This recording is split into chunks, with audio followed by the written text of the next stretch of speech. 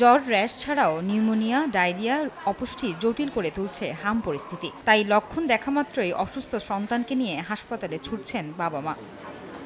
আগে হাম নিয়ে হাসপাতালে ভর্তি রোগীর বেশিরভাগই ৬ মাস থেকে ১ বছরের হলেও বর্তমানে চিত্র ভিন্ন। এখন বাড়ছে ৪ থেকে ৫ বছরের শিশু রোগীর সংখ্যা, যাদের বেশিরভাগই ঢাকার বাইরের। অনেকেই আক্রান্ত হয়েছেন টিকা নেয়ার পরেও। হামের টিকা দেওয়া হয়েছে, টিকা দেওয়ার পরে ওর হামটা হয়েছে। প্রোটিনের সমস্যার কারণে নাকি হাত পাটা ফুলে গেছে, জ্বরটা কমছে।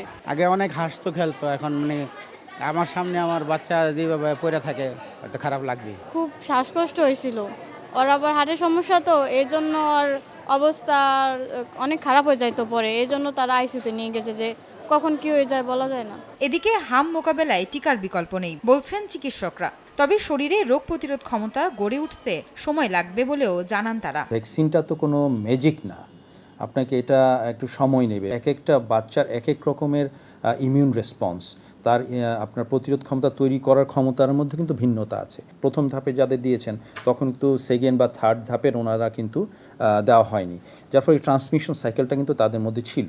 তাহলে আপনি যখন এটা কমপ্লিট করলেন, এটা হচ্ছে 95% অ্যাচিভ করতে হবে, নাম্বার ওয়ান। আবার প্রত্যেকটা বেবি কিন্তু একই টাইমে দিলেও আপনার ইমিউনিটি লেভেলটা কম বেশি হয়। প্রতিরোধযোগ্য রোগে মৃত্যু কমাতে টিকাদান কর্মসূচি চালু রাখার পাশাপাশি অভিভাবকদের সচেতনতায় জোর জনস্বাস্থ্য বিশেষজ্ঞদের। আয়েশা সিদ্দিক, সামিয়া, সময় সংবাদ, ঢাকা।